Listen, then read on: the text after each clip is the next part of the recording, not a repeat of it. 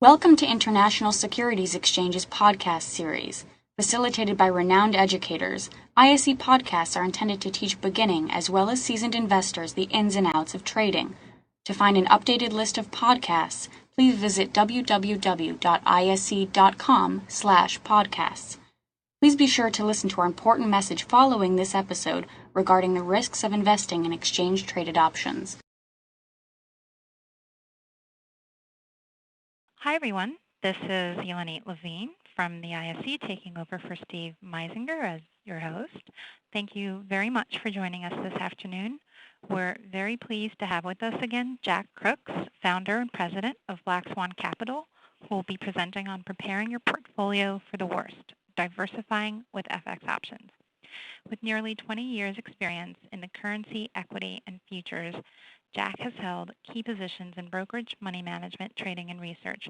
Jack uses both quantitative and qualitative approaches to determine the fundamental driving forces behind the movement of currency, capital, and commodities markets. Jack is also the co-editor of the Black Swan Currency Strategist and Black Swan's free daily e-newsletter, Currency Currents. Jack also founded Ross International Asset Management, a discretionary money management firm specializing in global stocks, bonds, and currency asset management for retail clients. Previously, he was general manager of Plexus Trading, where he specialized in currency futures and commodities trading. He is also chief currency and future strategist at M2 Futures, an investment boutique headquartered in Chicago, as well as vice president of global strategic research for an international investment boutique, where he was responsible for providing daily advice and global strategy analysis.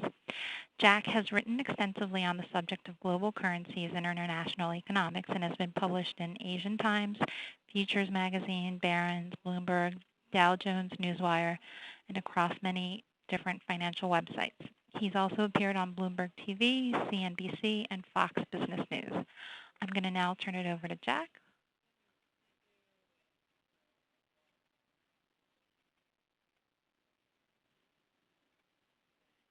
How are you, Lynette? This is Jack. Thank you, everybody. Hopefully you can hear me okay. We'll go ahead and get started and get right into it. What I'm going to cover today, and I don't think a lot of this is going to be a surprise, but I'm going to try and put a little nuance on it as I go through, and also would like you to fire off some questions in here, and I'll get to them when I get through the presentation. Hopefully we'll have plenty of time at the end for questions. Going to cover, I think, the main points, but first I want to show you the setup that we have, or at least what our view is. When I say our view, Black Swan's view on where the dollar is here and where the relative currency valuations are, and then go into the scenarios, which I guess are worst case scenarios. We could play this scenario game all day. There's no doubt. There's a lot of things out there that we never know are going to happen. That's for sure, and we can never forecast these things. But I think the three main scenarios that we lay on the table and the potential currency impact which follow make some sense. I think are in the market. Excuse me, and they have a greater or lesser degree of probability of happening, and I'll try and point to that as we go through. So let me advance our slides here. This is our first disclaimer. That's the Black Swan disclaimer. This is our options disclaimer. Okay. And before I get into the presentation, let's just go in terms of scenarios. I just want to share with you this chart. This chart here shows the various currencies you can see that are offered in FX options formed by ISE. It's a pretty broad list, and they cover, obviously the majors and are getting some semi-emerging market currencies in there.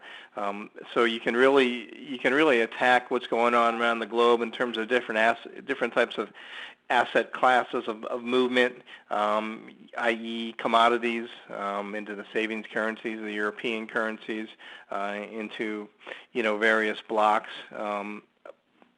You have the Mexican peso, for example, Brazilian real, currencies that aren't actively traded now by the retail investor, but are getting more and more actively traded as we see the liquidity rise there, and have been traded for a long time on institutional level. These are currencies that are primarily commodity block currencies. So you can, pair these with the Australian dollar, Canadian dollar, New Zealand dollar. So in effect, we have 6 commodity block type of currencies there, 6 commodity currencies that make up the commodity block.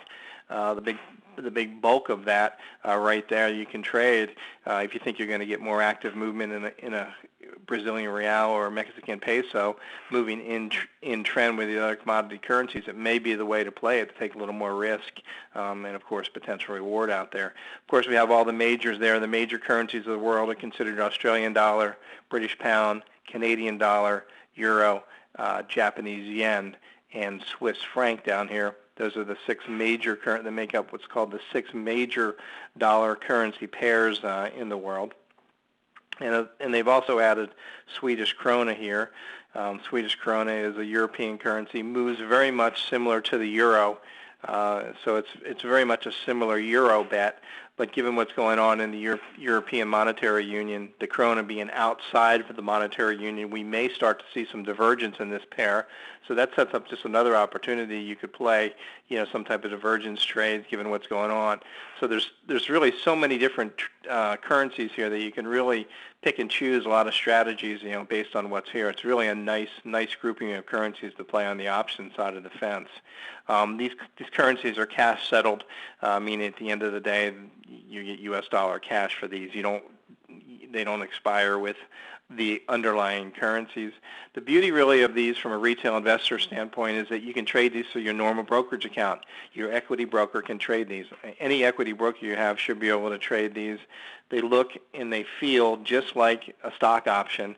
The ISC has done a great job of mirroring what goes on the stock option world, and these currencies look just like it. Same type of premiums, and they carry a certain basket of underlying currencies, have the same type of expirations dates, the same looking type of options table that you would see on the stock options. So if you're familiar with trading stock options, you should be familiar on how to trade the FXE options.